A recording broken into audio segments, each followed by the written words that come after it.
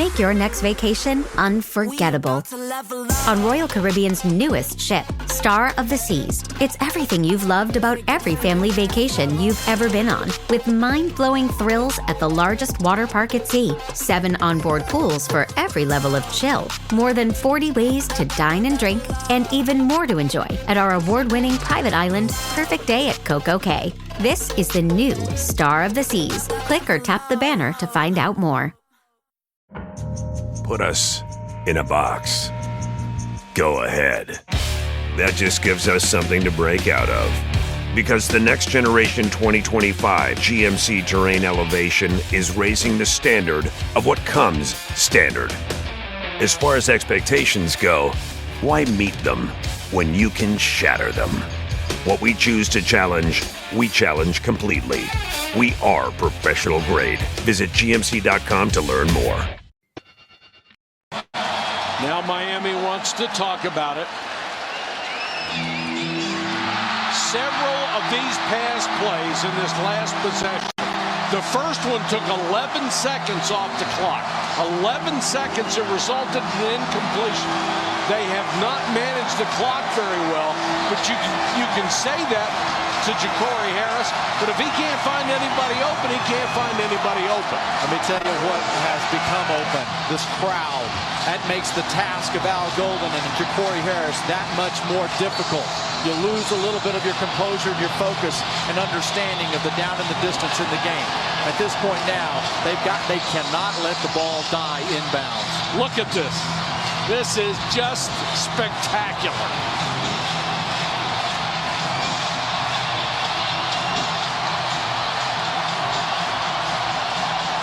These people are losing their mind.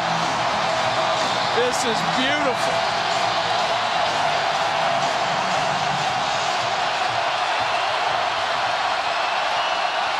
Virginia Tech has one defender waiting back at the 15-yard line.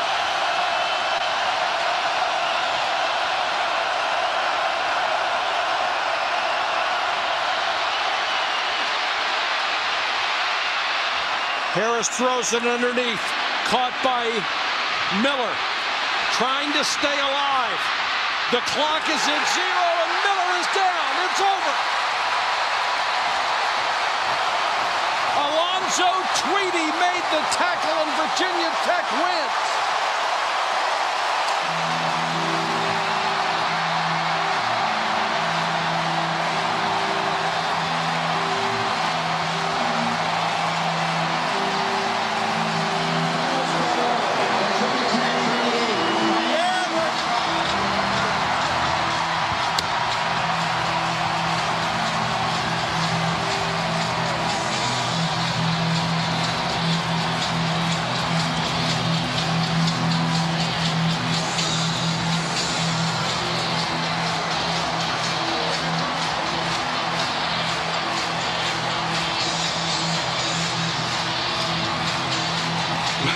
I'll tell you what, if you like college football and you got to watch this whole game, what else could you conceivably ask for? It's one of the greatest games I ever saw. Frank Beamer has joined us.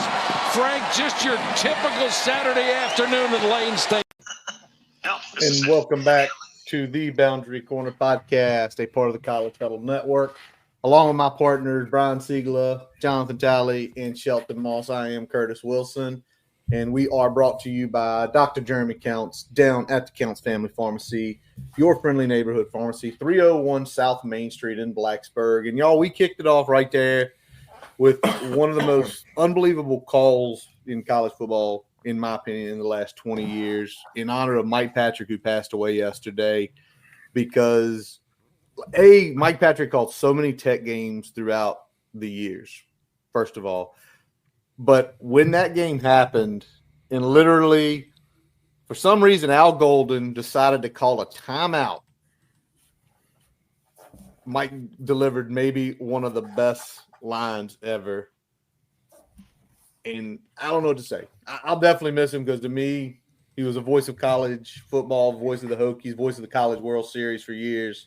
And, you know, takes me back to a happier time as far as being a Hokie fan was. let's run it back even further for some of our old heads. Him and Joe Theismann back on Sunday Night Football.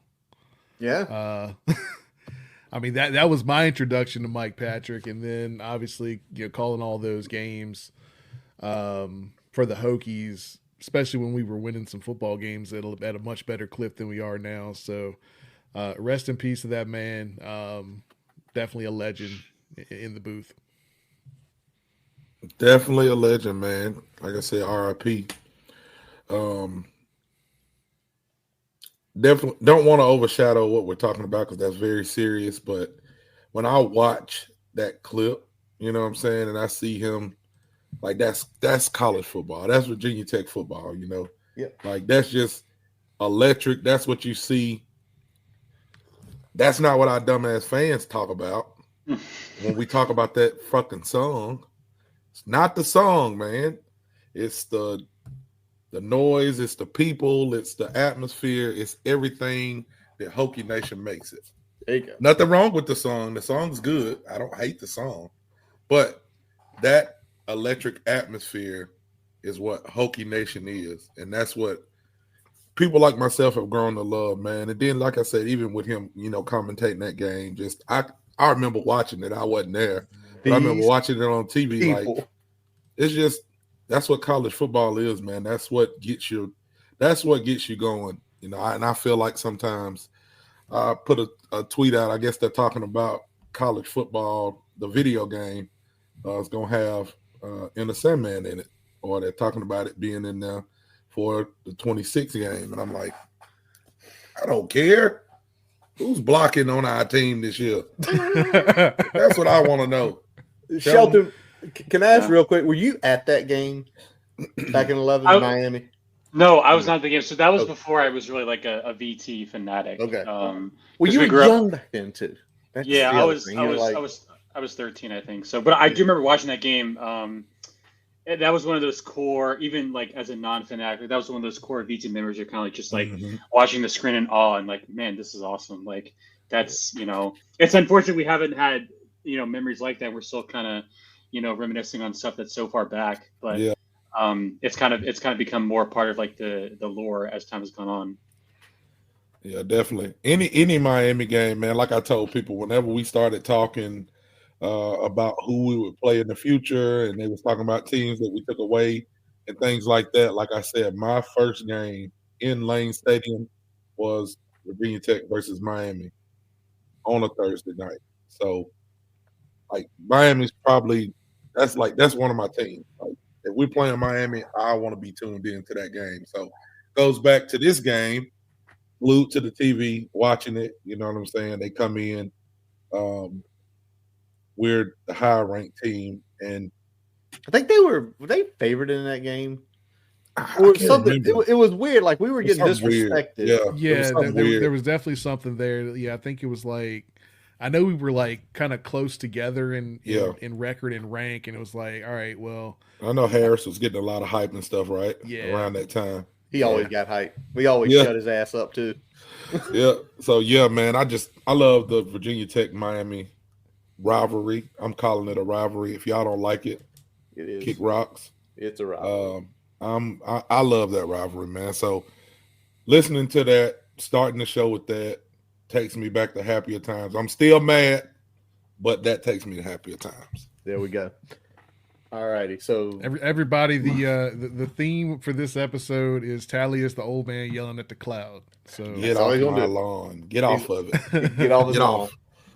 But along with Tally yelling at the lawn, Shelton, Sheldon, you had been in MIA. Shelton's been working his ass off for pretty much the last 3 months. He's back tonight. I like what Robbie said. The gang's back together tonight. We are going to go over spring ball real quick, the spring game, our observations from it, with Brian being there and a couple other folks, and trying to watch little pieces of the spring game and read on things. And obviously, we thought about doing one last week, but last week was hell for all of us. Tally was finishing up baseball. I had multiple games in the middle of the week. Brian had multiple things. Shelton's always working in the middle of the week. So the other thing we mentioned was, wait a second, y'all, the transfer portal opens up.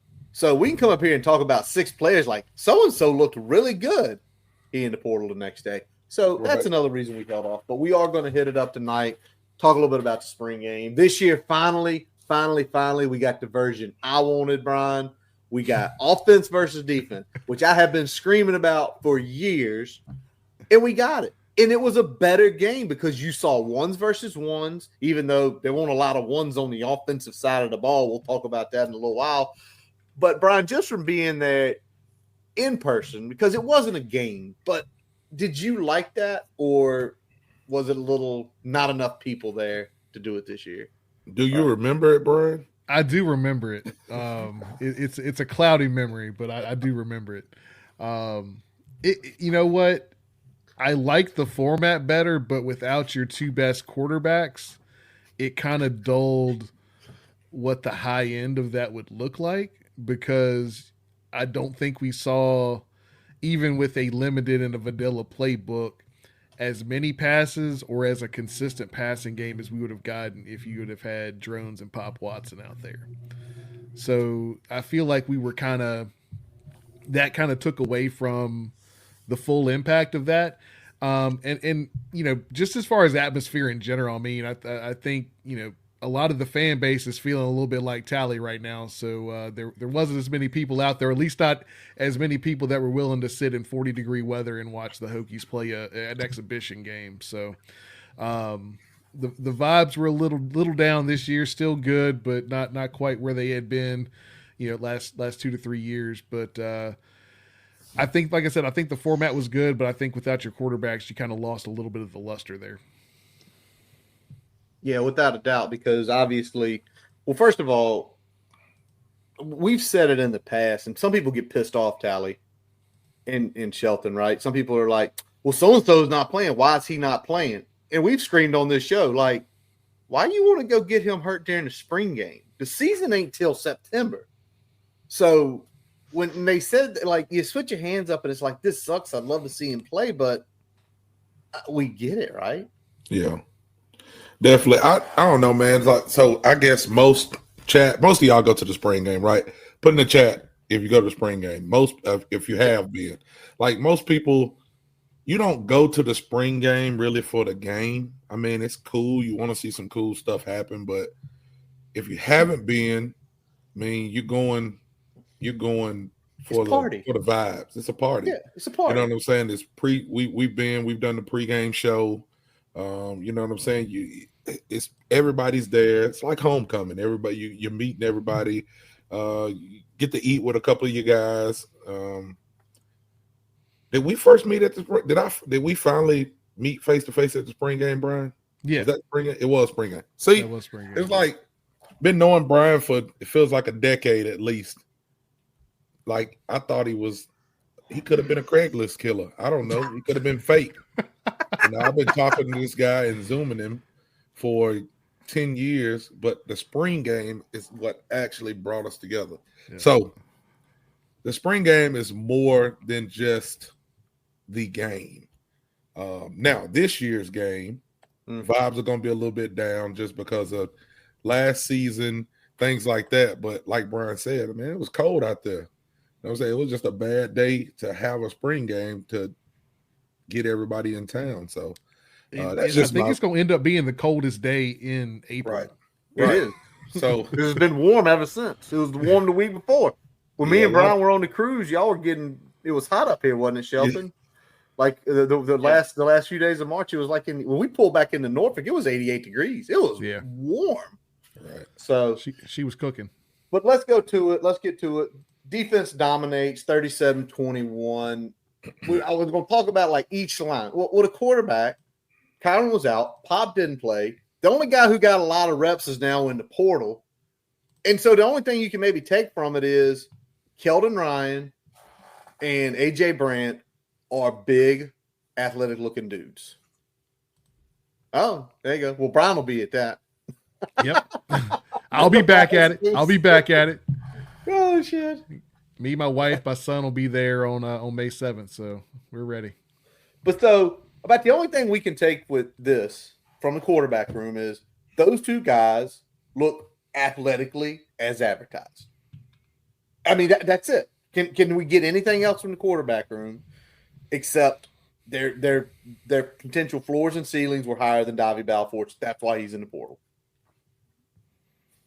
I mean, that's basically what I took away from it. Davy definitely looked the most polished from a passing standpoint. Obviously wasn't rattled, was a little more composed. But I think when you look at the athleticism and then, you look at the size of Brand combined with that athleticism, you definitely impressed. And I think that they're looking long-term at those two guys being who they're going to lean on from a long-term perspective at the quarterback spot. Yeah, I mean, in today's world, it's like if you aren't going to get on the field, you get in the portal. You know what I'm saying? I mean, that's just what college football is. So,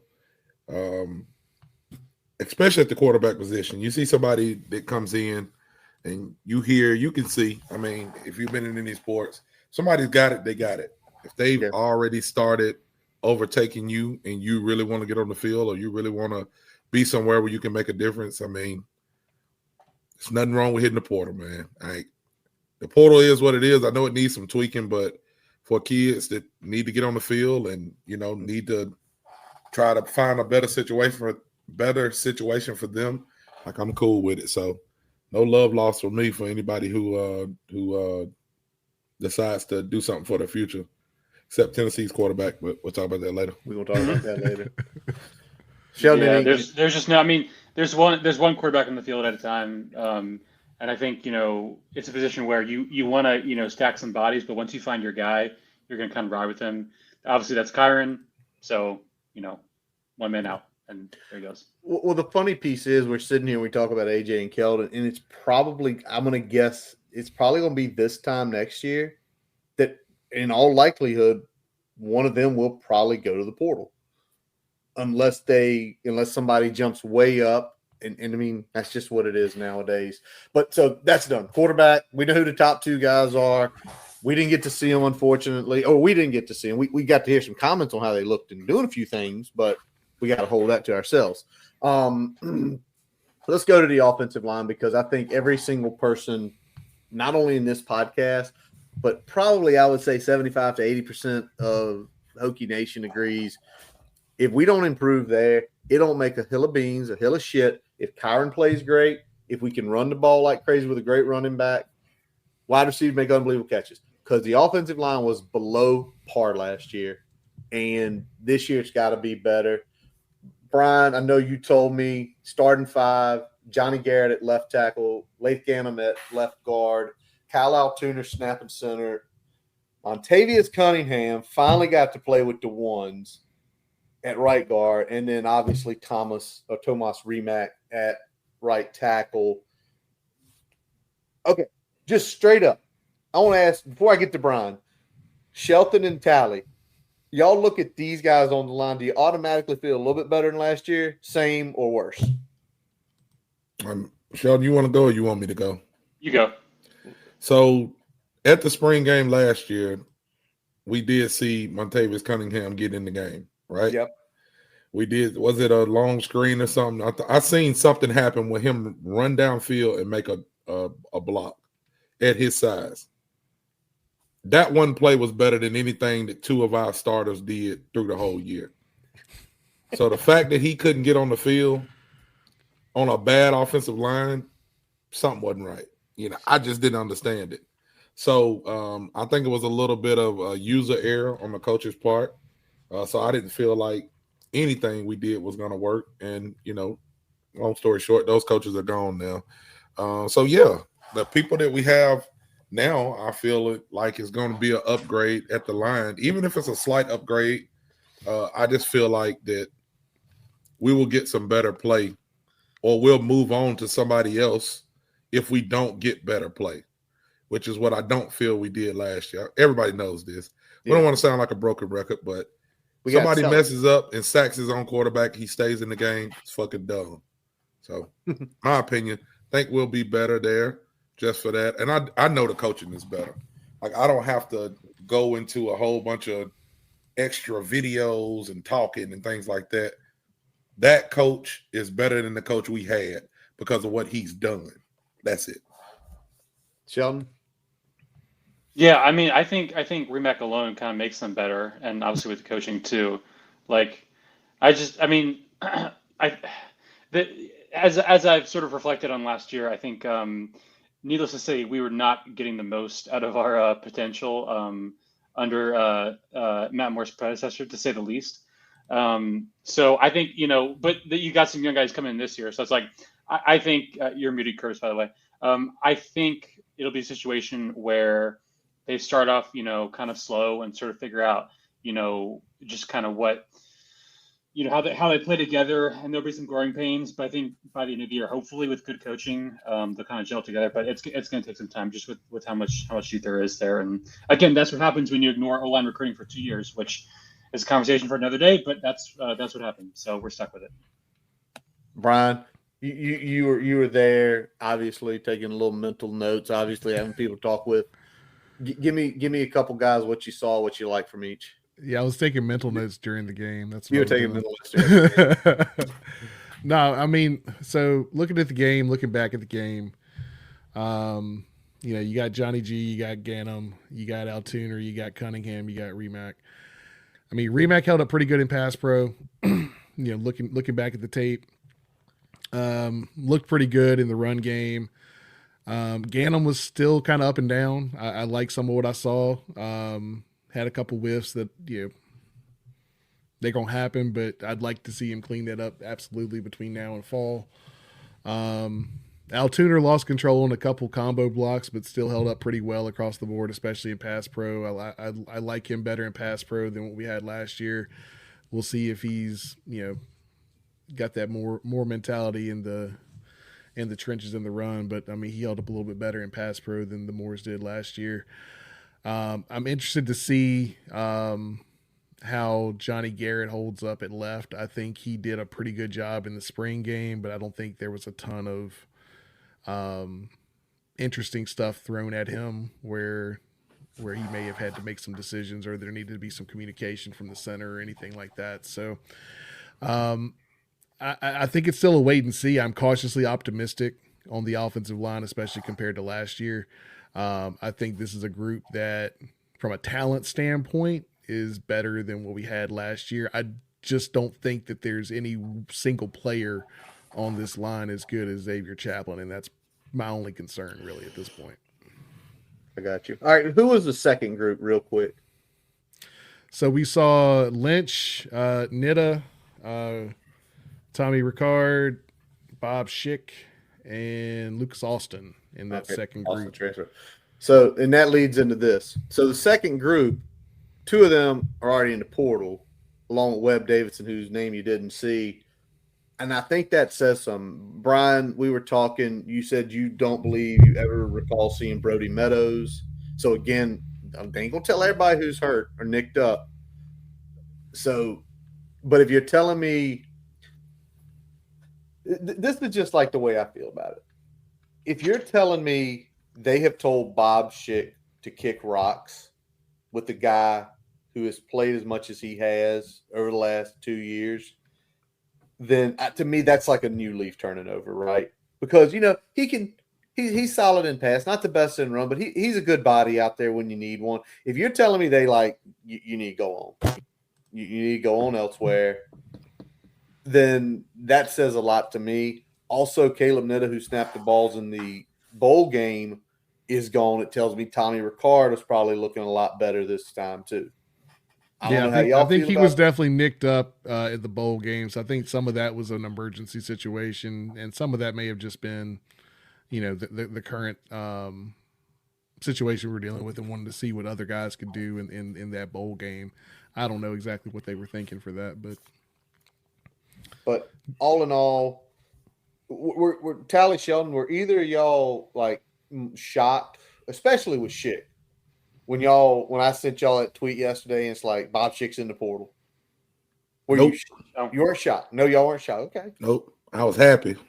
Oh, well. Get him out of here. Get out of here. Get on out of here. See, this is my thing. If you're going to be sorry, at least be sorry with young guys. I don't want to see old guys doing the same thing. Like if you're my age and you still making the same mistake, you ain't gonna teach no old dog new tricks. Get the fuck on. Get out. Like if you tell me you got a line full of freshmen or freshmen and sophomore, they're making a mistake and missing blocks. Hey man, we might have to live with that. That's growing pains. So that's like I'm okay with that last year. If we 27 years old, still missing the combo block, you ain't gonna ever make the combo block. You're never gonna get the combo block if you're missing it at 26, 25. Like, man, get a job. Get your LinkedIn page right. Get that cover letter going. Get that cover letter going, man. Call you somebody. Update the CV, baby. Man, chat GPT it. Get your resume. Get your resume right so you can. And most of these, I'm making jokes, but most of these guys, when they're that old, especially if you've been at Virginia Tech, like you probably got a good ass degree. Mm-hmm. Man, go make some money. At this point, he's got at least 2. I know a lot of people in North Alabama that's got this walking around and driving around with Virginia Tech tags that I know don't watch a lick of football because they're Virginia Tech grads and they are engineers and their grass probably looks perfect because they go out there and cut it with like freaking scissors and stuff like that. And they're probably rich because they make so much money with their engineering degree. Go make you some money, man. You ain't going to be good at football. Every now and then they'll call you and say, hey, we need you to come back and lead the cheer going into the fourth quarter. Come do that. Let's go, Hokies. Get the fuck off the field. That's the only time you need to be on the field. You don't never need to put a helmet on. So, no disrespect to the people who left. Hey, but we got a tally deep cut here from Jim. I like this. We got a tally deep cut. He knows. He knows about the internet, man. I seen that, man. My internet's been. You know what? My internet's been doing better too. I'm happy. We know it has. We've lost you in months. I was say I don't think y'all lost me since I went to Google Fiber, man. I'm giving Google Fiber a shout out. If y'all are with AT&T, ditch them and go to Google Fiber. Google Fiber, man. They put me 2 routers in here, extender, whatever you call it. Man, we've been good to go. Hey, not a sponsor, but y'all could be if Google give us a call. Google, yeah. Come on, man, give us the call. All right. Well, let's keep rolling and kind of off the offensive line a little bit, but staying with it. This is like the transition point. Brian, we know, and we talked about it a couple times over the last few months about Matt Moore's scheme. It's some outside, it's zone kind of going on the outside, it's gap inside. Did you see that? And you like what it did on the inside?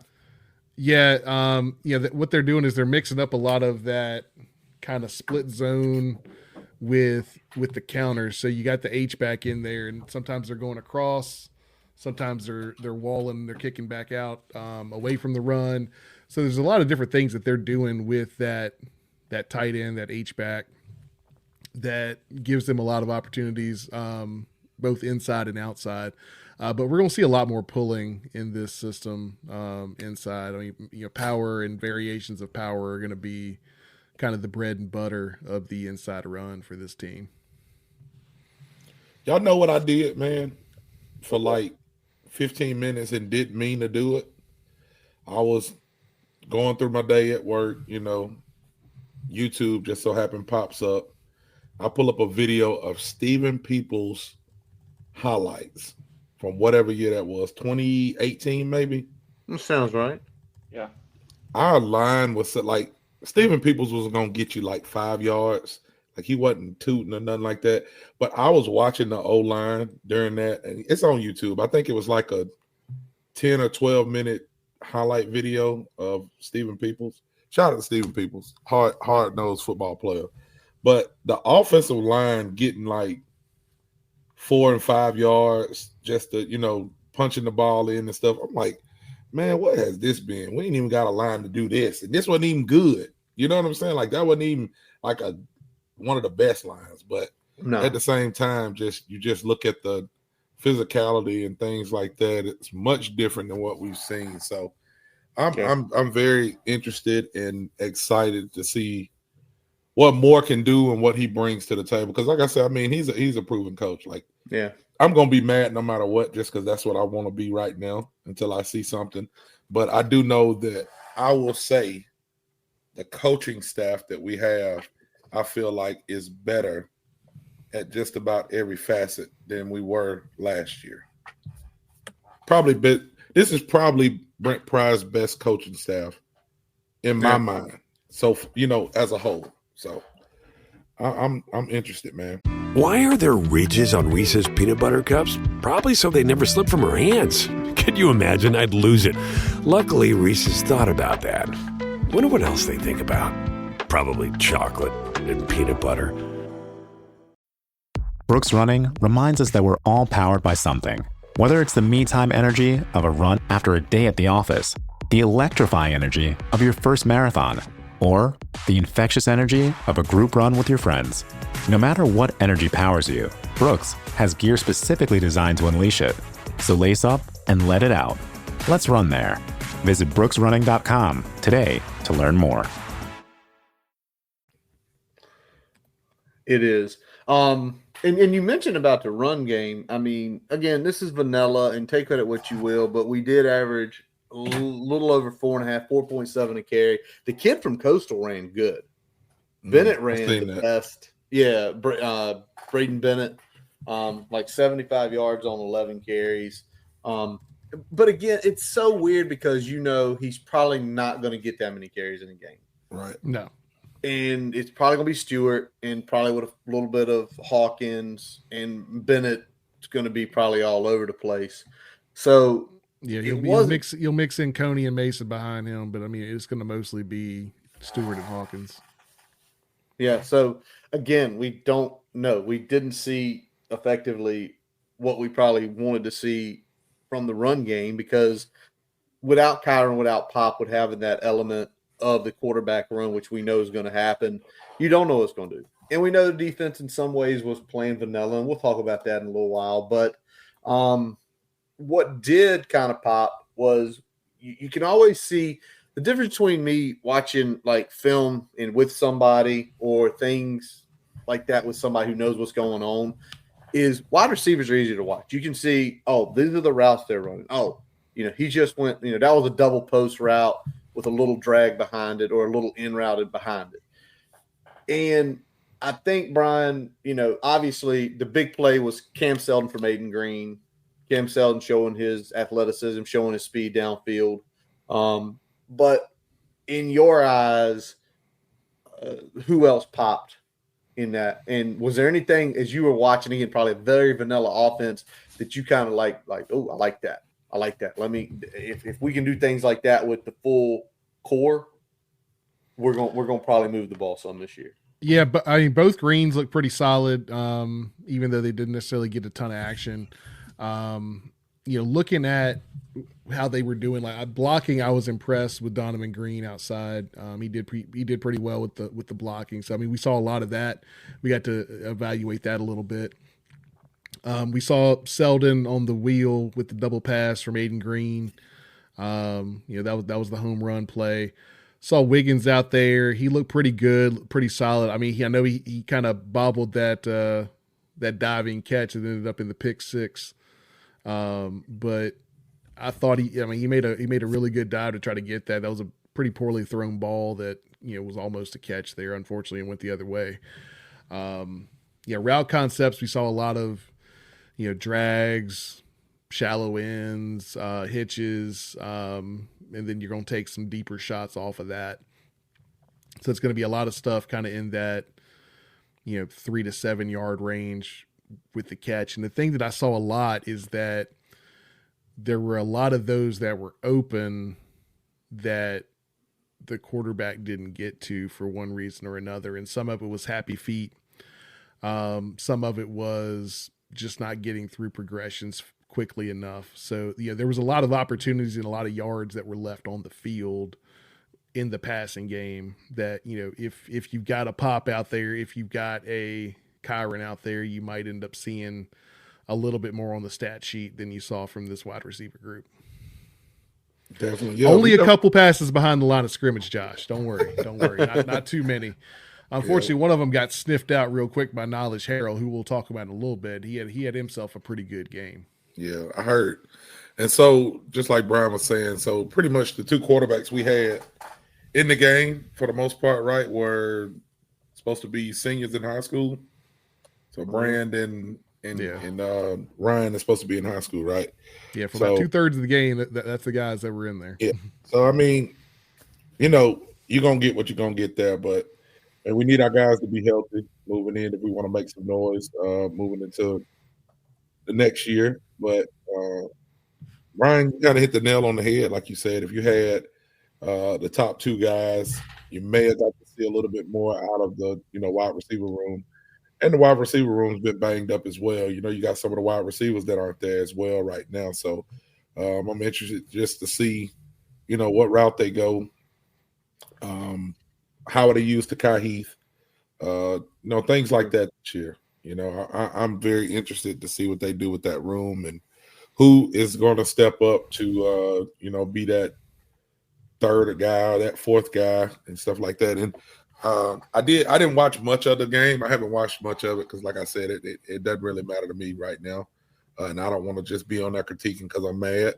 But I did see hear about it and see the pick that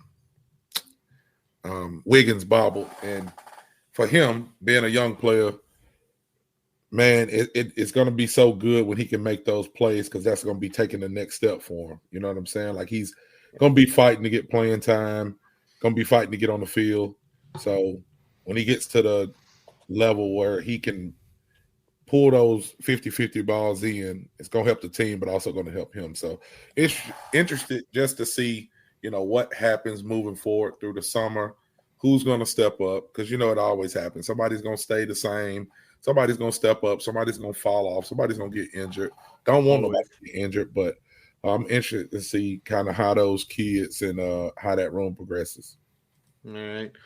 Let me Sheldon's looking up something real quick. Hopefully we can find in the next couple minutes. But I want to ask y'all this because last year, do y'all know who our leading receiver was? Mason. Who was it? Was it Jay Lane? Jalen Lane. Y'all know how many catches he had? Probably 35. 39. Close enough, Tally. So here's my question for y'all is with this new offense coming in, how many the leading receiver this year will have how many receptions? Because I'm gonna throw it back. Don't look at Auburn because to Tally's point, that won't Philip Montgomery's offense at Auburn. He got hijacked. Last time he coached a collegiate football team, his top three guys were as follows: 76, 53, and 37. And it was two tied at 37. So y'all think about it real quick. I'm gonna let Sheldon go last here. Actually, Sheldon, go first. How many receptions will the leading wide receiver have this year? 35. He's gonna go 35. He's staying low. Tally? I'll probably say 47. Let's go with 52. That's a nice round number. Oh, that's your favorite number, isn't it, buddy? See, I'm leaning with Brian here because if you look at the offenses that he ran, it's balanced. That's the first thing. Everybody says he's a pass-heavy guy. No, he's not. Most of the time, about 400 pass attempts, about 400 rush attempts. So it's pretty balanced. And I think, again, from what Brian's describing, think about some of those easy underneath routes, drag routes, shallow ends. You'll see him where he'll have hook-up guys out in the flats. I'm tempted to say maybe plus 52, Brian, maybe almost 60. Because if you think a guy like Donovan Green, who's played for like 14 years in collegiate football, which is pretty impressive that he's been able to do that. Somebody said he needs to shave the mustache. Somebody make that shit and shave the mustache. I'm going to go hit him because that mustache is on point, in my opinion. It is. That thing is distinguished. It looks beautiful. Like, keep the mustache. But if you think somebody like a Donovan Green who's been at Wake for a few years and you know his skill set, and then you start thinking about, Chand, and you think about Selden, and you think about all these guys, it's like I think there is someone, if we run the offense that we should run, then I think somebody could wind up with close to 60. That's just my opinion, like understanding it. And I look at Donovan Green, who is down in Wake's offense. I think he might be the guy, but I just feel like there is going to be someone that does something crazy with receptions next year. Yeah, I feel like just me. And again, man, I promise you, I'm not like wishing anything on nobody, but somebody who's been injured is kind of they're injury prone. I don't want to use that word, but like I can only judge the future by the past for the most part. So if you've been getting injured most of the time, like I don't want to say this is going to be your year. You're not going to get injured. I just got to have in my head that what will we do if this person isn't able to finish the season or this person has to miss some games. So in my opinion, the person, if I'm going to think about who would be the leading receiver, it's got to be Aiden Green. It's got to be Aiden Green. He's got to be the guy. He's going to be the most versatile. He's going to be the one who has taken the most snaps at Virginia Tech. It's probably going to be the one that coaches rely on most, even though I know we did get new coaching. But the head coach is still the same. So Aiden Green is probably going to be the guy that they rely on the most unless somebody just gets open and we're able to get them the ball. All comes down to offensive line. We know all that. But I can say you have some guys that you can use different ways this year. I just hope they use them right. Because if you use a guy like Brody Adams when he comes back, Keelan Adams, don't kill me. Keelan Adams, Keelan Adams when he comes back, right? I said watching him in the bowl game when he took that, pass, it's like that end around, it's like he's faster than that. Like I've seen him run a lot of routes and I've seen him run. He's faster than that. Well, I didn't know he was having knee problems, He wasn't 100%. So when you get a kid like that, or even Takai Heath is real, quick twitch. Yeah. You get him in a little bit of space, he can do some things. So those are going to be some guys that may eat up some, 10 yard or 10 passes around the line of scrimmage. But also, you got to have somebody who can take the top off. So who did we use to take the top off last year? Any of y'all? Felton. Felton. So in my opinion, nothing wrong with Felton, but Felton isn't even your fastest guy. Like that's not your take the top off guy. We never put Jay Lane in the position. And again, the quarterback didn't have much time to throw the ball, but Jay Lane's a 4-2 guy. Hey, you just run and let's see if we can throw it to you. We didn't do that a lot. Like even when they were talking about it during the combine, it was like, well, Virginia Tech didn't use him to do this a lot, but he's super fast. And again, he was hurt as well. But I'm just hoping, with all this rambling, I'm just hoping that the new offensive coordinator comes in and uses the pieces where they need to be used. I'm okay with each guy getting 10 catches if they're productive 10 catches. There you go. Put this guy here, let him do what he does good. Put this guy here, let him do what he does. Cam Selton, right? He's a track guy that came from from being a running back. He's probably not going to be the most crisp route runner, but he should be one of the fastest guys on the team. Probably going to put him on a deep route and see if we can throw him the ball and not try to put him on some complicated this and that. I don't know, man. Y'all know how I felt about our old offensive coordinator, so we know. There, so. All right, Sheldon, break it to us. So does Philip Montgomery offenses, what's the percentages behind the line of scrimmage? So I had to reduce the number of attempts because they throw so infrequently behind the line of scrimmage. So the last 2 years at Tulsa, where Montgomery had control of the offense, Davis Brin was dead last among all FBS quarterbacks in percentage of throws behind the line. So it was around 5.6%. They do not throw behind the line. Davis Brin was our quarterback. He was pretty good. They got injured at the tail end of that 22 season, but put up some pretty big numbers. They pass a lot, but they just don't go behind the line. So it was kind of 5.6% for Josh Young, Wisconsin. So about 1 out of every 20 throws. So which isn't really. I mean, that's a big switch up from what we saw from Tebow. Yeah, you don't say a lot, and it gets to what our friend Chris Coleman was saying, which is like we don't necessarily know how well Montgomery fits our personnel. So like Kyron, a guy like him, at least in 2023, a lot of his success was predicated on, throws behind the line of scrimmage, getting guys in space, using the skill guys, using their speed on the perimeter, and setting up big plays with blocking. And they did some of that too last year, not as effectively. But that's the way Kyren was used effectively. So I don't know if we're gonna how that kind of contrast is really gonna mesh well next year. So that'll be interesting to see. Well, I think so we saw a couple, like looking at the spring game tape, we saw really a couple that you would consider they were either behind the line or designed to be behind the line of scrimmage plays that I remember. You had kind of a zone RPO that you could really kind of drop out to the H-back that was coming across, kind of that split zone RPO. Ultimately, they didn't throw it, but that would have been a behind the line of scrimmage opportunity. And then they threw a swing pass that got ate up by Knowledge Harrell. That's the only two plays that I remember in the spring game that were like true behind the line of scrimmage designs. And I think something like that is probably what you're going to see from a behind the line of scrimmage standpoint. There's not going to be a true screen look. You're definitely not going to get any screens to the tight end like we saw a plethora of under Tebow. So expect maybe like, swings and maybe some of that RPO in the split zone kind of really being the only, couple that you'll see from time to time.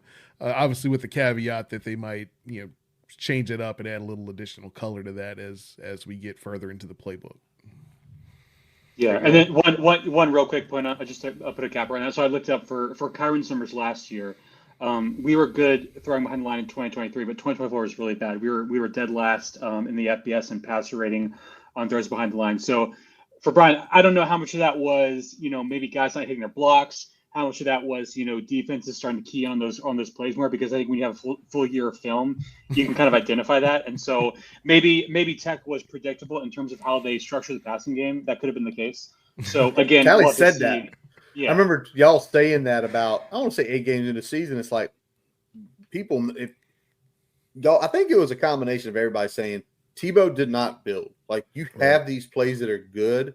You can't keep just going to that. You have to put new stuff in, or what you just said right there happens, Shelton, where you go from a solidly successful team on passes behind the line of scrimmage to, Jesus Christ, we can't get anything done behind the line of scrimmage, where last year we throw a pop pass, we get 15 yards. This year we can't do anything. So and I like screens. I mean, I know Josh doesn't, but I like screens.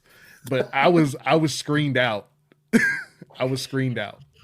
Well, because it was the same screens all the time. It wasn't variations. We didn't even try to hide them. Yeah. We just tried it out there.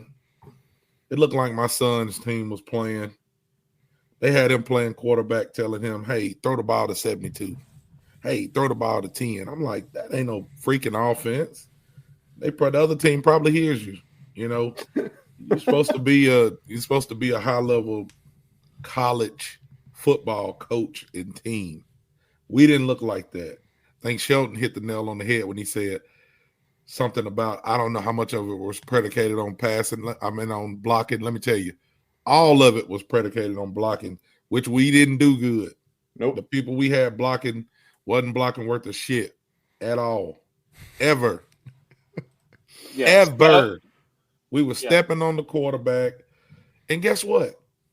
I'm all for a coach changing his system to fit his players. That's what I think a good coach is. Not an Alabama fan. I'm a Nick Saban fan. Nick Saban would change offense or defense to fit his players. Y'all remember when Alabama used to turn around and run the ball like 100 times a game? And then they start getting these quarterbacks that could move and throw on the run and do all this stuff. And Alabama fans were still, I was like, you know what, man, that's a good coach. He hired some people who change with the times. I want to see that done. And then if your players ain't getting it done, it's okay to sit them down. Hey, buddy, you can't throw the ball. You're a quarterback. Come over here and watch the game with me. You got the best seats in the house. Let's put this kid in and see what he can do. That's what I think should happen, but I'm not the coach. I ain't making millions of dollars. So hoping that's what they do. All righty. So there's a little bit of the offense and what we've seen. Obviously, we got to wait months now. But let's flip over to the defense, because the defense had a highly successful day, because it won't many people who aren't going to be starters that were not there. Like, they were full in force. They were running extra vanilla because, Brian, I believe you or Robbie mentioned, like, they need blitz. Like, they need to do blitzes, which we know. They had a handful of zone blitzes. That's about all they did. They didn't bring any, like, heavy pressures on passing downs or anything like that. Usually if they brought pressure, they were essentially trading out who was coming and who wasn't. But they were still only rushing 4, maybe 5 at the most. So yeah, it was pretty vanilla. True. All right, let's get into it. Let's just talk about, obviously, everybody's focused on the safeties. Brian, you were there. You saw it in person. You looked at a little bit of the game. Who's the best of all the guys that we brought in? Yeah, looking at that safety group, Christian Ellis has stood out to me as looking the best. He's going to be a ball hawk. When I look at him, I saw him. There was one where he jumped a route and Davi almost threw it, and he pulled it back, ended up taking a sack. But he was going to be there. He was ready to. It would have been a pick six. It would have been a beautiful thing if Davi would have thrown that one. He looked really good. He was in every place he needed to be that I could tell. And he did a good job, as good of a job in coverage as he did in assisting in the run game. So he's definitely the guy that I think is going to be the most impact player of the new guys on the defense so far, as far as the safety position is concerned. All right. And then what did it look like?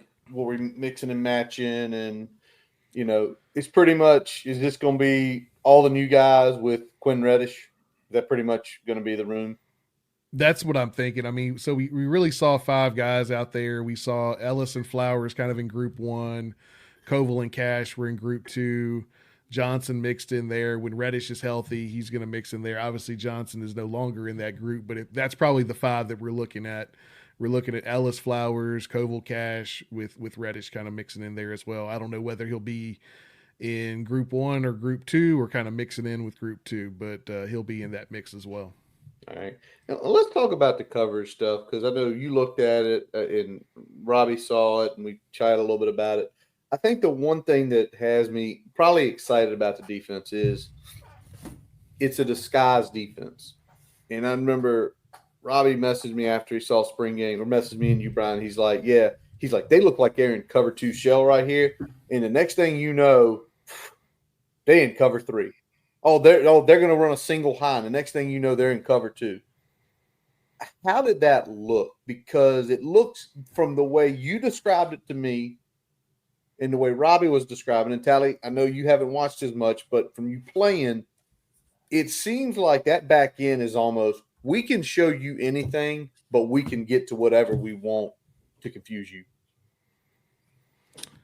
Yeah, when I was looking at it, it was really, I think we're going to cause some teams some problems. I think also, with adding that additional complexity to the coverage, you're at risk that if somebody doesn't get a call or somebody isn't quite where they need to be, you blow a coverage. But what I'm seeing is that there's going to be a lot of opportunities for us to confuse some quarterbacks. And I like that it looks like it's a very simplistic way of disguising the coverage, because it's usually just it's kind of a replace situation, or you've got a match call, and depending on where things go, one guy can pick up the wide out and stay with him. There was a lot of interesting ways that they mixed in the coverages. I mean, we saw a lot of cover 3, usually some cover 2, some cover 1. They went to cover 6 a couple times, but I think majority we're going to see 2 and get 3, and then 3 and get 2. That's kind of going to be the bread and butter. But I think that's going to cause some guys some problems, especially because when you mix in the zone blitz with that, I think that's going to cause quarterbacks some headaches because they're now having to adjust their brain of where they want to go with the football because the coverage has shifted up, and now they got a pressure coming from here that they didn't see. Josh says, does what Ellis does the broken wrist set him back? Somebody broke their wrist? When did he break his wrist? I haven't heard anything about that. Yeah, I ain't know nothing about that. Hey, drop the link, Josh, for us. I don't think it sets him back too much. I mean, usually a wrist. But have you heard about it? I haven't. I haven't either. Usually that's a 4 to 6 week recovery, but I don't know.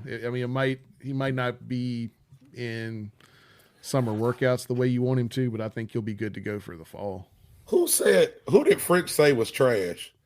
French said somebody was garbage. Trench hated Cash. No. I don't think it was Cash. I thought it was Flowers. Yeah, it was Flowers. It's Flowers. Yeah, that's the guy. That's the kid from Rice, right? Rice, yeah. What did he look like, Brian?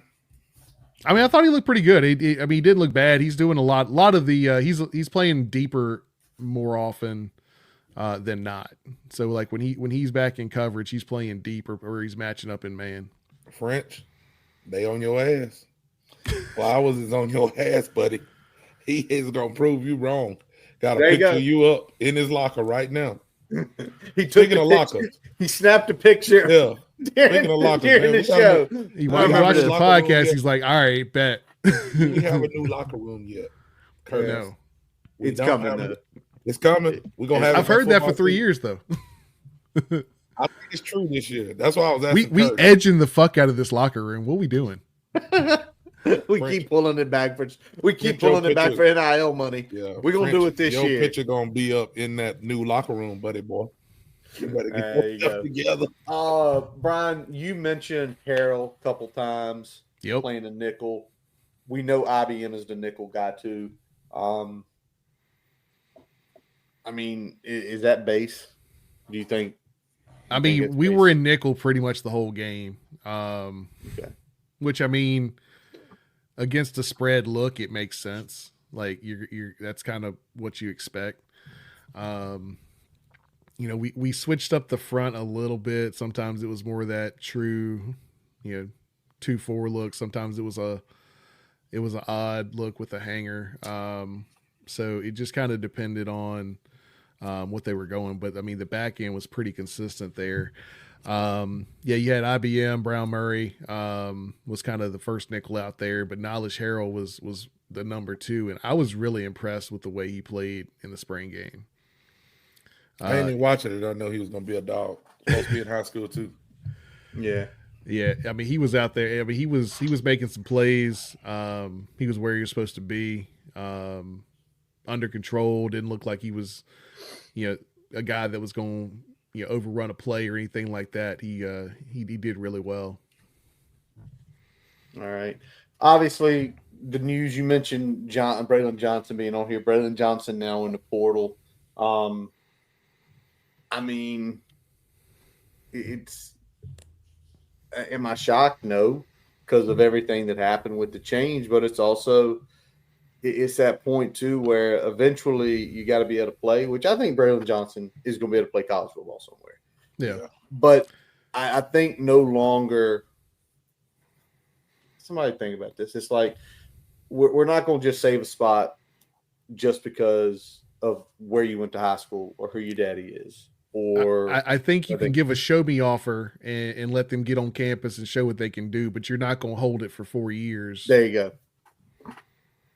Just because, and looking at that, I mean, the concern that we had with Braylon Johnson coming in is that he was kind of a tweener. Yep. He's a cornerback that, we essentially had at safety. Wasn't quite as fast, as fleet of foot as you would like to see from a corner.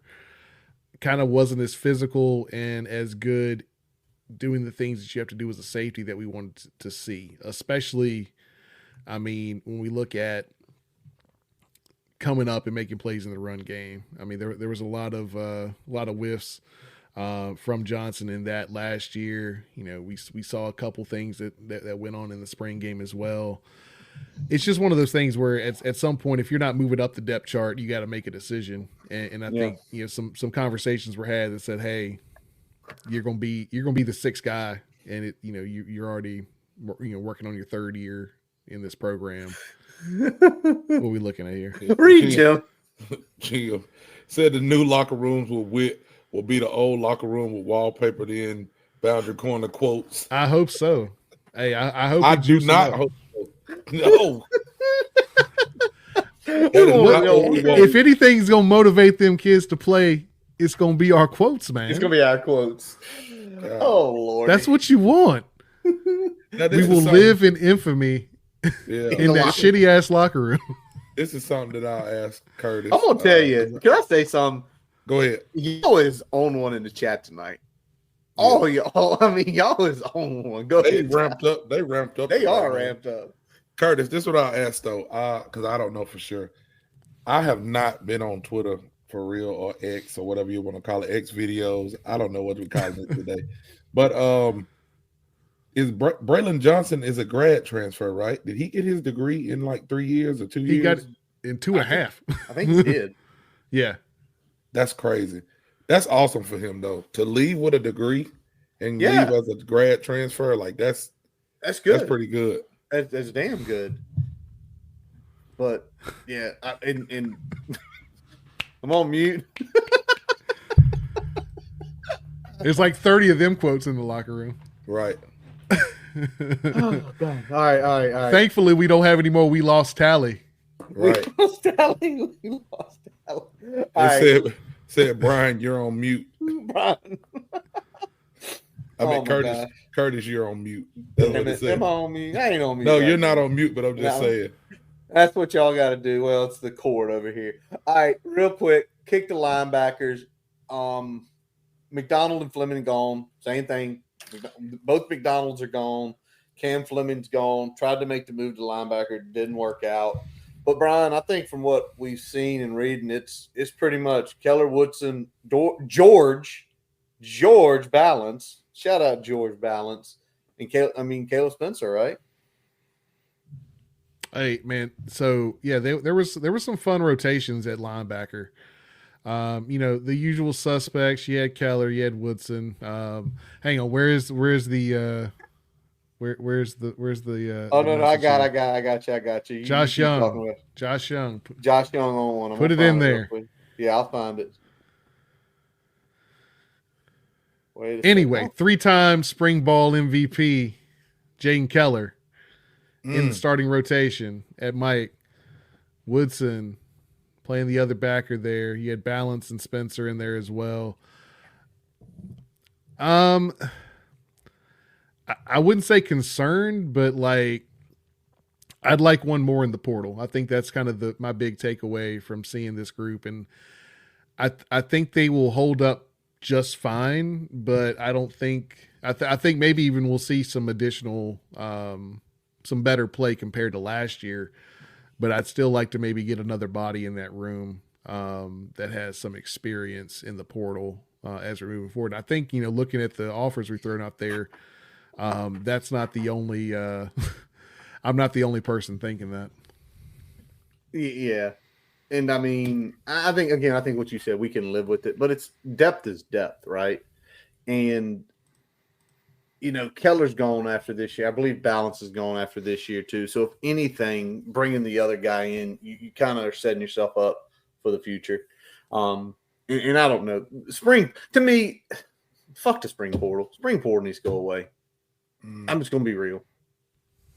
Spring portal needs to go away. That's just my feeling. You want to do it, it needs to be sometime after the bowl games.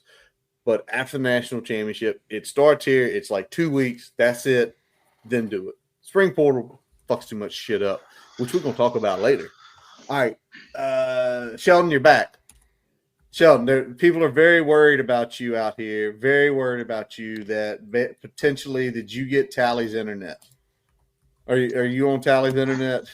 I did not get Tally's internet. I had to take care of some business, got some water, and now I'm back. Okay. Let's go to defensive alignment because I think of, again, after safeties, The only thing we kind of don't know is what the defensive alignment looks like. Again, looking at, and Shelton, you wrote stuff on this. You've read about it. Cephas can do anything. That's the whole thing. He does not care. To me, he is not married to any one idea.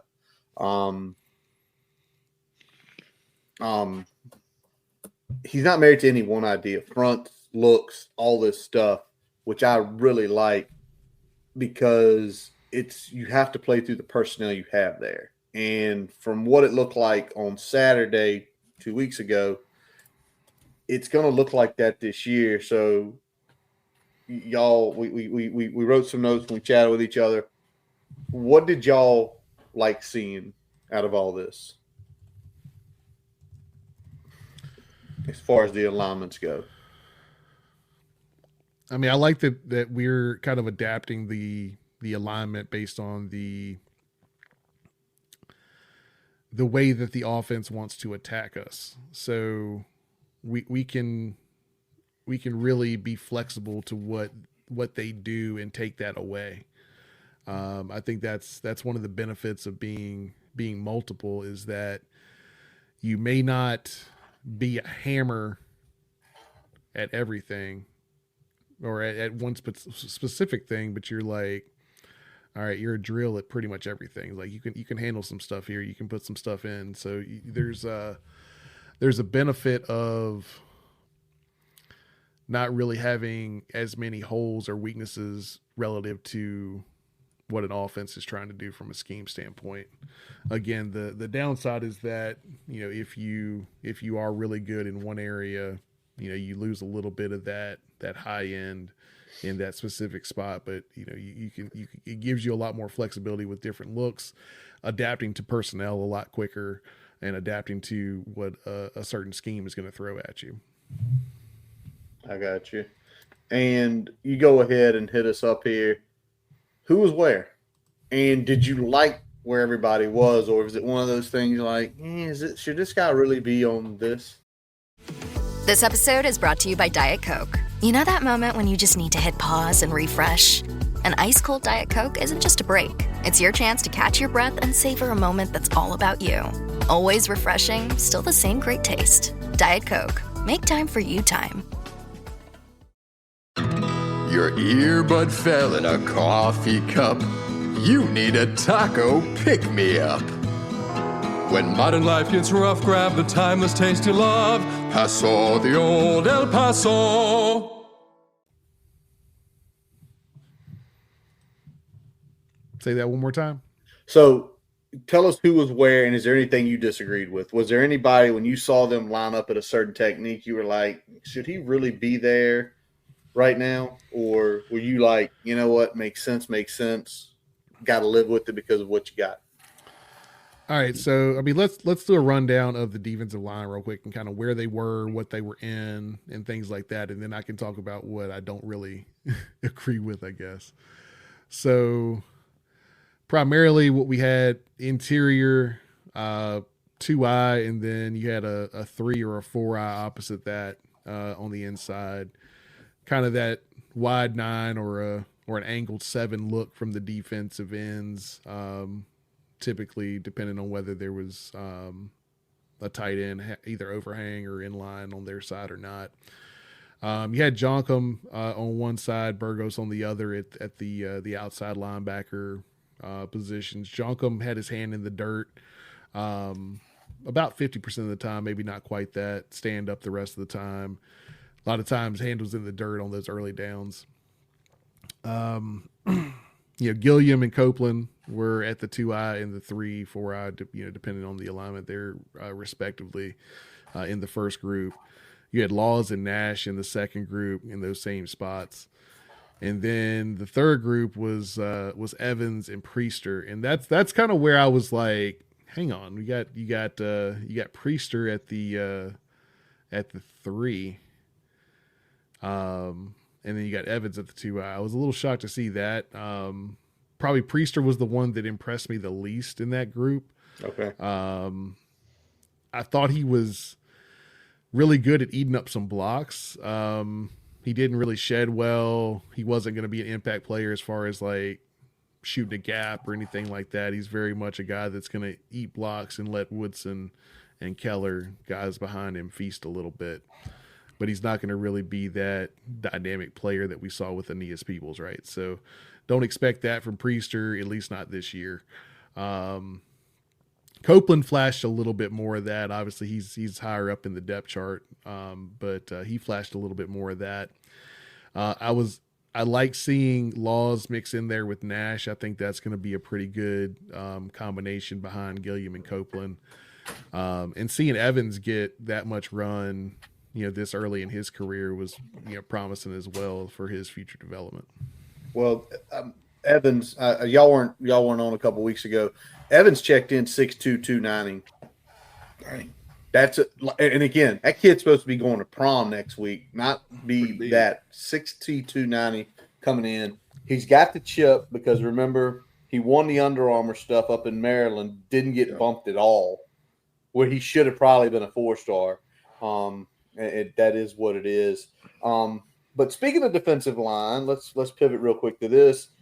One of the McDonald twins is out, but today we got a commitment from Cody Huseman, defensive tackle. Pronunciation to be determined, but that's what I see it as. If anybody's got it, put it in Chat GPT and make it happen. But defensive tackle, I think Brian, when y'all first of all, Tally got mad and it's like, I need someone I know. That's the first thing you texted, Tally. He got upset about it. Tally was conflicted because Tally's like, we finally got a green box there. Shout out Colby Crawford. We finally got a green box, but it's not somebody I know. Nope. I want another Aeneas Peoples. I know that's going to be hard, but give me a proven guy. That's why I was at that time. I calmed down a little bit, but I'm still mad. Like, if you want to go to the next level, you got to get some next level guys. This guy going to be a next level guy. And I'm excited about Ben Bell. I'd like to see the Fire Twins on the field at the same time. I know he's not there yet, so that'll be good. They got some good stuff going. Brian brought me back down to earth a little bit. It might have been Curtis. They've done pretty good in the portal, so I got to give them a little bit of leeway. A lot of the people that we brought in through the portal, I think somebody even said it earlier talking about, we wouldn't have got APR if we didn't have a portal at certain times, things like that. So, yeah, I mean, I'm excited to see what we can do if we go after anybody else, who leaves, who stays, all of that stuff. We didn't kick enough people off. We got some room. We better go after some people. Yeah, definitely.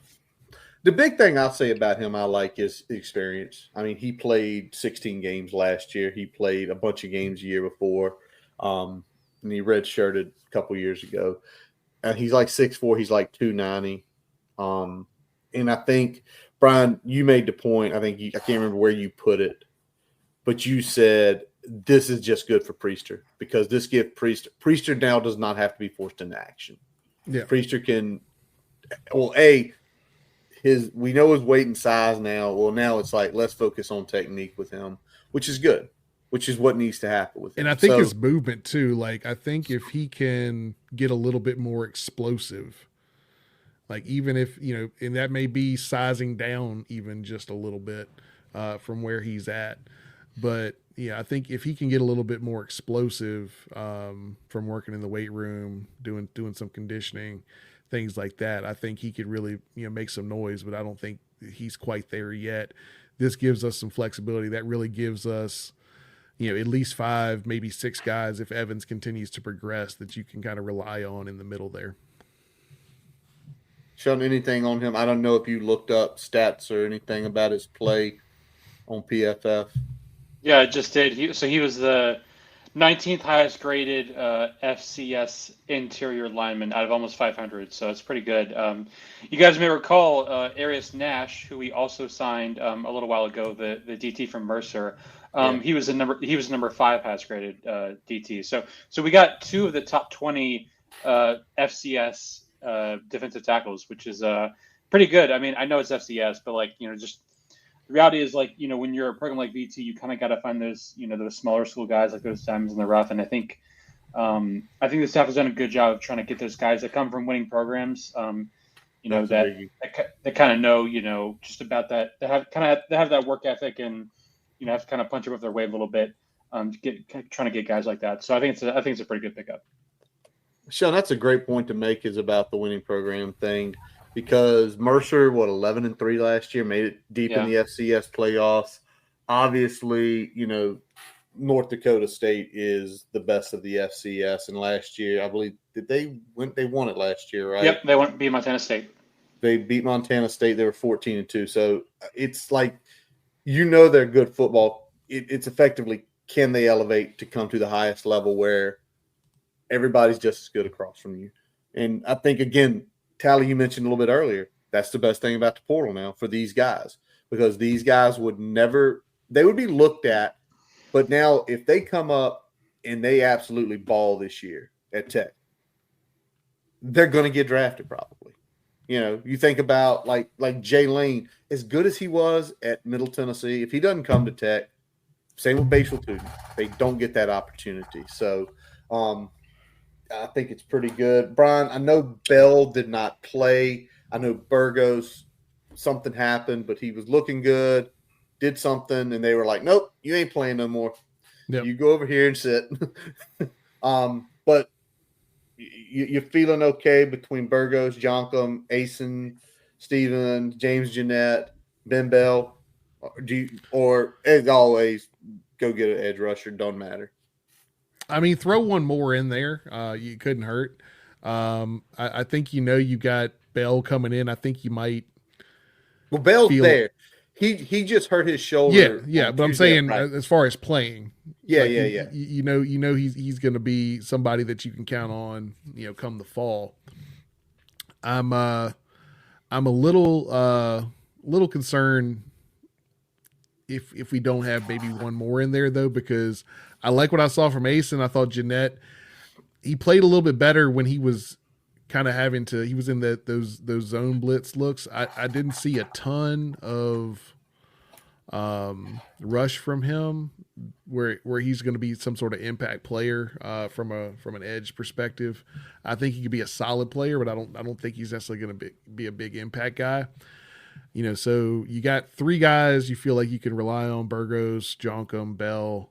You got Asen Stevens that's coming along, and then you got Jeanette that is probably a little more niche in terms of what he can do for you. So it wouldn't hurt to get one more guy in that room that can kind of mix in with those guys. All right, so go to On 3 or 247 and look at Portal and find an edge for us, y'all. Cornerback room, last room I hit. I mean, from the look of the defense we're probably running, I mean, we've got IBM, and I think the way you said Knowledge played, I think it's going to be tough to keep him from getting a red shirt this year. I think the way you've mentioned how he played, but who else? Who else in that room? You've obviously got Lovis, Tom Williams. Josh Clark did not play. There's stuff saying he might not be back for fall. We'll have to hear that when we see it. But who else got some run, and who else did you like? And what about Lovett? Does Lovett look like he took that step? He looks like he took that step. I think he's definitely going to be. He stepped into that dog role in that room. I think the big question is there going to be other guys that can run with him at a consistent level, where we don't get into situations where if one guy's down, or especially if it is Lovett, where we're behind the eight ball, especially if we're not going to have Clark come the fall. So I liked what I saw from IBM. He did blow the double pass coverage there. It was a bunch wheel route from Selden. As soon as the first pass happened, he jumped it, and Selden took off and to the races. And Braylon Johnson was on the back end of that and didn't really do a good job of kind of getting over there from a safety perspective. Thomas Williams looked pretty good. No real big notes there. I tell you, JoJo Krim was probably the younger guy that probably popped off a little bit more than I expected. So keep an eye on JoJo Krim. Christian Williams got in the mix as well. was fine. Nothing impressive, but I'd say as far as like high ceiling guy, JoJo Krim of the younger guys is going to be the guy to keep an eye on. Yeah, I heard a lot of good stuff about Krim, just coming out of camp and things like that. So, man, you gotta put the dogs on the field. You know, you got to burn some shirts this year. You got to put some people in, and put the best talent that you have on the field to try to win games. So, sometimes the best talent is young talent. All right, y'all, real quick. Andretti say he want to play games with y'all. Y'all get that down. Andretti's in the house. Andretti's in the house. I think this is another room. I think you need one more just to feel good. Don't be mean to numbers. We're gonna talk about the 44. Hey man, we got some weird numbers here. We always got weird numbers there. We got Jonkum at 66. I mean, I guess that's fine. We got Krim at 35. We don't have the double fours outside anymore, Tally. Good. We don't need them. Well, we got a 35 somewhere running around back there now, so yeah, that ain't no better. He took the mantle. He took the mantle. 44 is on a line. Hey, at least 35 is a safety number, maybe not a. That's true. Not a linebacker number. True. All right. Obviously, we kind of went through it. We told you where we feel like we see with the portal, and that's wide open right now over the next few days. One commit today, probably a few more coming in the next couple of days. We'll see how they land. We'll probably discuss those transfers and the impacts on them. But let's flip over to the big portal shit that went down over the last couple of weeks, and that's the Nico Iamaleava situation. I don't know who wants to start, but if anybody would like to take the mantle and start with this situation and just give us your honest to God opinion about what happened. Tally, this seems like your bread and butter. And you close to it too, Tally. Oh man, I don't know. The portal is so crazy. How I look at things though, I feel like, and this is gonna sound crazy. This is gonna sound crazy, so y'all just hang in there with me. $1 million, $2 million, whatever the numbers are, $3 million. Would I love to have it at 39 years old? Yeah, of course. But what these kids are trying to do with this NIL, $2 million ain't gonna be shit.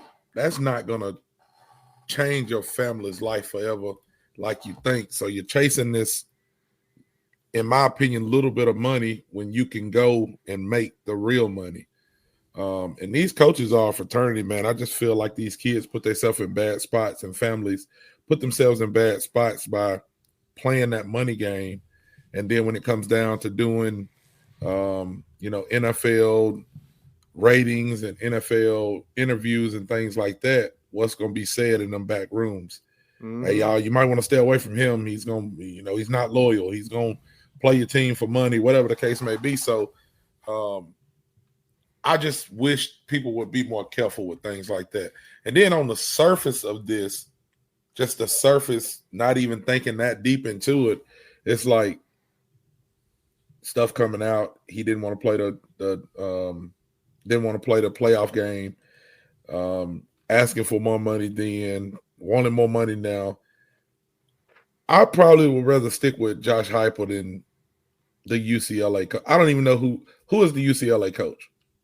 Who is it? Let me effort that. Curtis having to Google it. He don't fucking know. Was it Moore or something? Or I think you're right. Deshaun Foster. Yeah, Foster. All I'm saying is I've seen Heupel turn some good players into NFL players. Yep. I probably would want to stick with him and get the real money because the kid has talent. So he's going to get himself to the next level with his talent for the most part, as long as he don't do nothing stupid and get hurt, any of those things.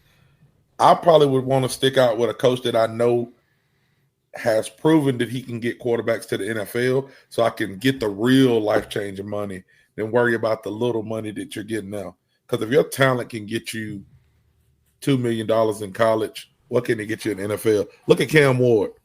Yep, 100%. Look at Cam Ward, man. Bet on himself. Put himself in the right positions and probably going to be the first pick in the draft. What kind of money is that? Like that, I just wish these kids and these families would go back to knowing like that's the real goal. That's the life-changing money there. But we're chasing this quick money, and I just feel like that quick money is going to have some stipulations on it. Sooner or later, they're going to start putting some stuff on that where it's going to hurt some of these kids. And then my real opinion is fucking dumb, stupid. It was dumb. Like this whole situation was stupid. Shelton, any feelings on this as you, and I don't know how much you get when Shelton's working. I don't know how much he gets to read into these situations and do all that, but anything on that? No, I read a lot with this. I study this every day because I'm interested in like the politics and like the litigation aspect of this whole debate. Listen to all the podcasts and stuff. I mean, I could go on forever, but I would say just to give you my main thought, like I'm a big free market guy. I think that Nico has his rights to bargain for what he feels it might be worth.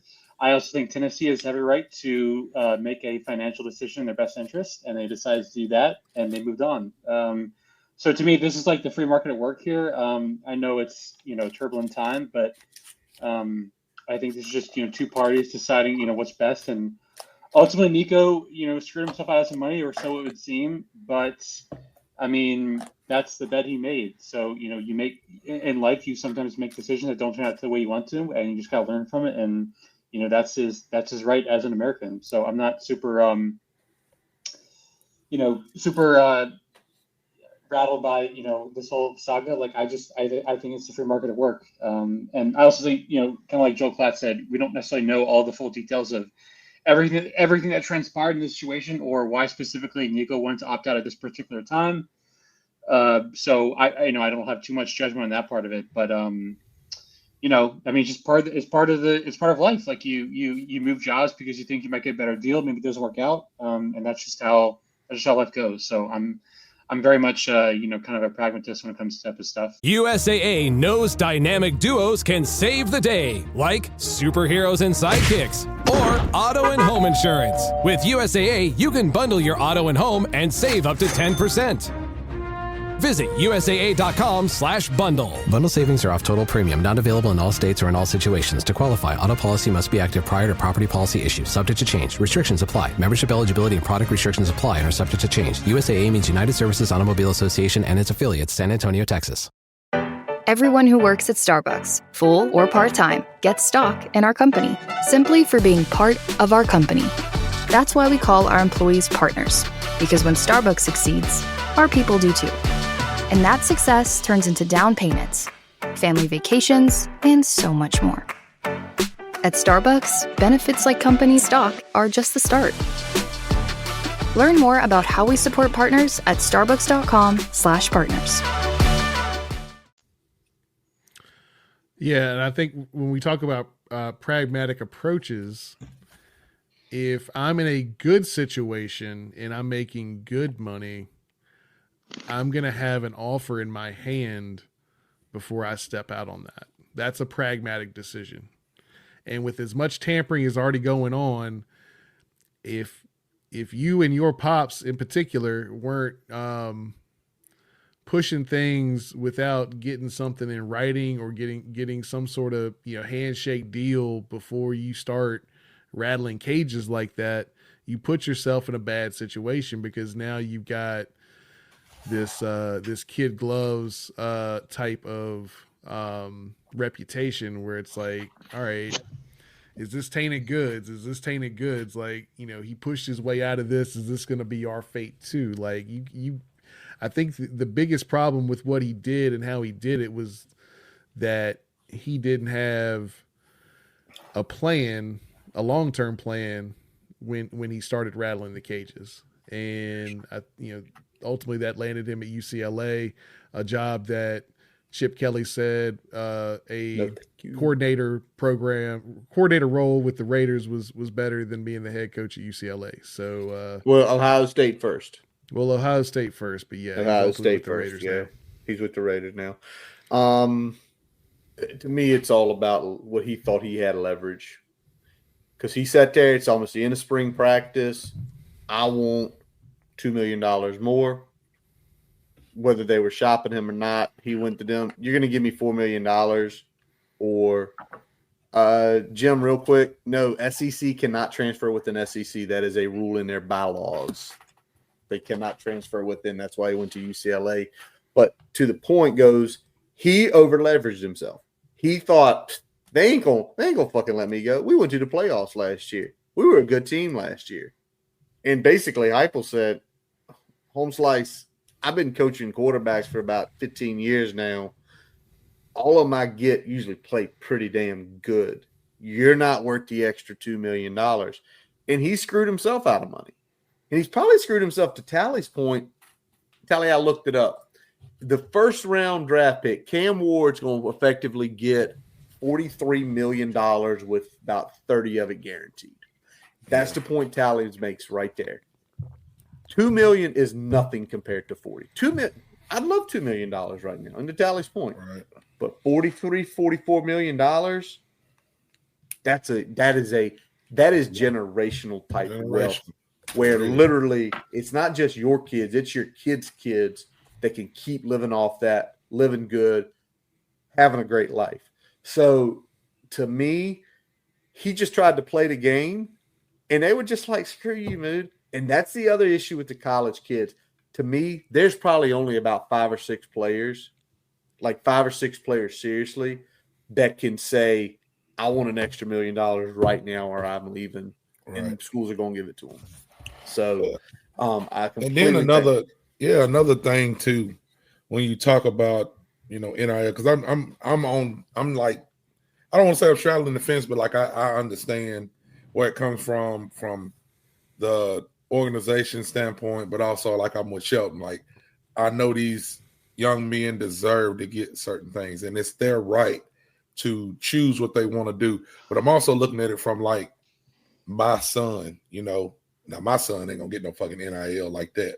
He ain't gonna get nothing if he don't start hitting the ball. But what I'm saying is like thinking about a kid or a young man getting $2 million, right? Sounds like a lot of money, right? They're like, oh, that's a lot of money. They don't deserve it, or they do deserve it. Like, do you know how many people's riding on that $2 million? Like me, if I got $2 million right now, I'm worried about 4 people. I got 2 kids and my wife. I'm worried about 4 people. I can make some stuff shake with $2 million. Yep. These kids have whole families depending on them to get them places and move them across the country and bring their little brothers with them. So that $2 million between 20 people or however many people, it's not going very far because mama want a car, daddy want a car. We got to move because they need to go to my games, and they live across the country, so got to buy them a house over here. Like, it's not the lottery, man. Like, they're not winning the lottery, and I think that they just get caught up in the hype right then. And I just hope they look at things different. Like, my GOAT didn't ever play the NFL. Gerard Evans never made it to the NFL. I know that there's politics in football. So if Gerard didn't make it, I feel like a coach can put a word in and you won't make it no matter what your talent is. So, again, I just want these families and these young men to start thinking about it from a business standpoint more than they are thinking about it just from a money standpoint. So, yeah, I hope he didn't screw himself out of money because I think the kid's talented. I think he's got something. I think he's got something. I think he can, who knows how high he can go. But I do know that once you start, it's a good old boy society, man. When you start playing around in that in the weeds, somebody might get the mower out. So we'll see. There you go. All right. Well, speaking of that, and because it kind of goes into a good segue into the last thing we're going to talk about tonight, the NFL draft is tomorrow night. I know Sheldon, I'm not sure if you've got a game tomorrow, but I will be stuck to the TV. Probably Tally, you get to stay the least because Tally's team is picking first. My team's picking 11. Brian's team's picking 15, and Shelton's way back at like 30. But I wanted to just go through y'all and just hear what you want your team to do. And we're going to do it in order. So, Tally, with the first pick in the NFL, 2025 NFL draft, the Tennessee Titans, Cam Ward. They're taking Cam Ward. We ain't hit on a quarterback in I think since like 1997 or something like that. I don't know. Like, we've been not good at drafting quarterbacks, but this is going to change this year. I like Cam Ward a lot. I think that that's the obvious pick. The only other person I thought they would have picked right there would be the generational talent, Travis Hunter, but that's not what our team really needs right now. So I'm thinking, I'm knowing that we're going for Cam Ward. So I'm just hoping that we got the line to block for him, because everybody's going to judge their young quarterbacks by what Jaden Daniels did, right? True. You know, like that's what you want your quarterback to come in and do.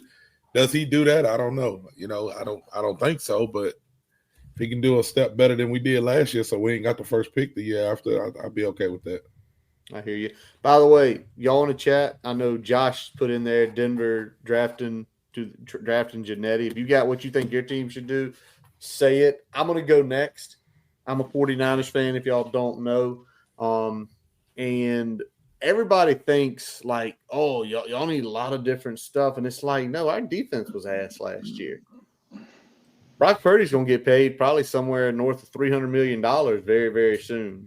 He is. And everybody's like, he was ass. Y'all couldn't win last year. It wasn't because of him. He was like sixth best quarterback in the league. Ayuk was hurt. McCaffrey was hurt. He still played decent.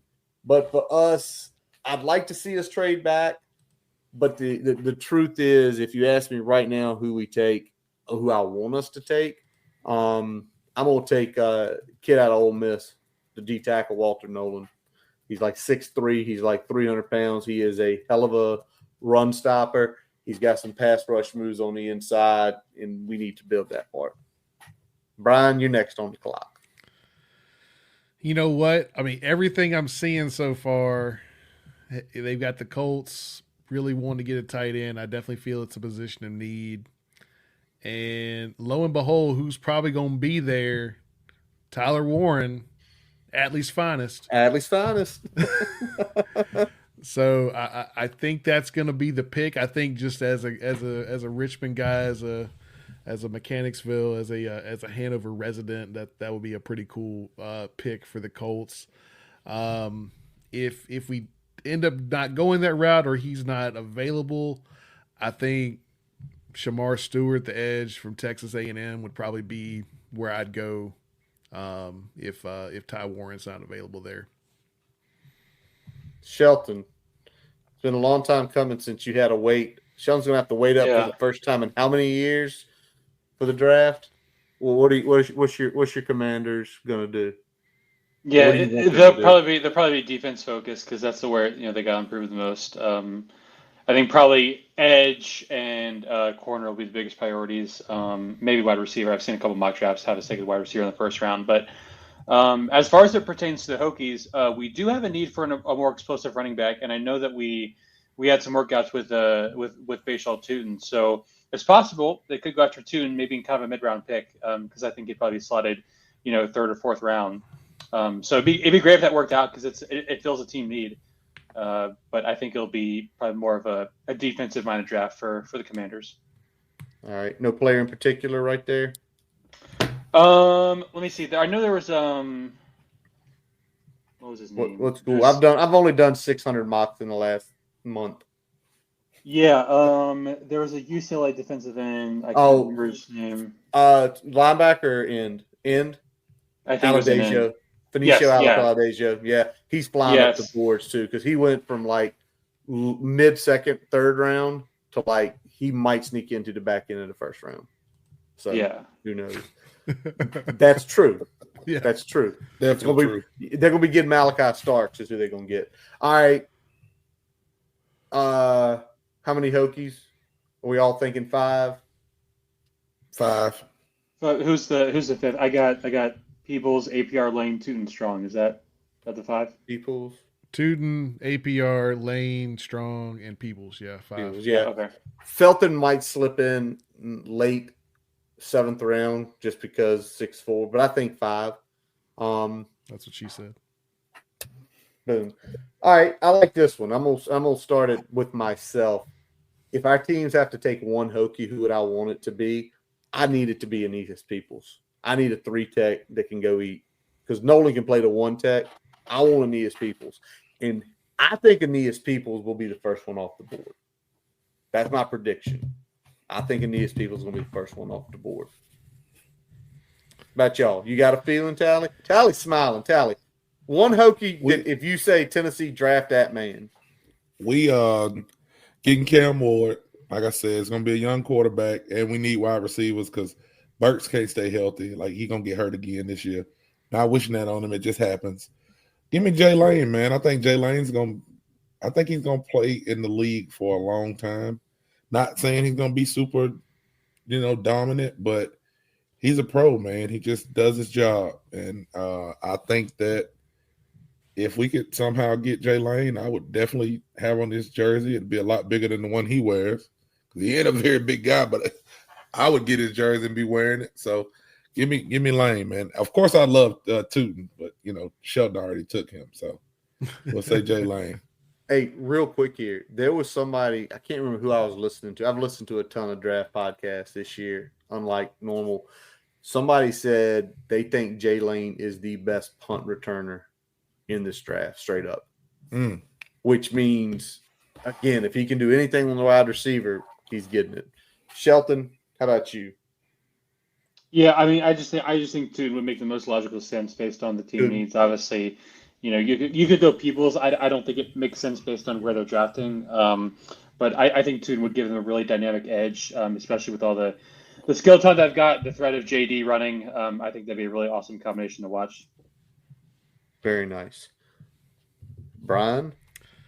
I mean, I could see I know we're looking at edge and cornerback probably somewhere between rounds 1 to 4, right? So if we don't get an edge in the first round, if we're able to get a tight end, I think we could be in a spot where APR might make some sense. So I would like to see APR.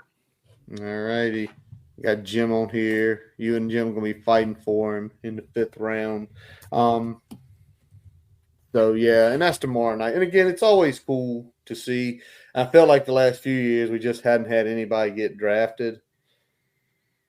Anything else, y'all? Anybody else jump in the portal while you've been sitting here for the last little while? Not that we know of. Not that we know of. It'll all be revealed tomorrow. Well, with that being said, let's wrap up this episode of the Boundary Corner podcast, brought to you by the Counts Family Pharmacy in Blacksburg. I am Curtis Wilson. Brian Siegler. Jonathan Talley. Sheldon Moss. Visit our website, boundarycornerbt.com, to listen to all of our episodes. Also follow us wherever you want to follow us, Twitter, Facebook. Definitely follow us on YouTube. Easiest way to listen to us is any of our podcast sources. Whoever you like, we're there. He did not play us in tonight, but he always is our music man, Jason Long, down in Roanoke. Check out jasonlongmusic.com, where you can link to all of his music on Apple, Spotify, his YouTube and Facebook pages. We appreciate y'all listening. Really appreciate y'all in the chat tonight. Y'all were funny. Y'all were great tonight in the chat. Appreciate you guys hanging out with us. And as always, let's go. Hokies. Hokies.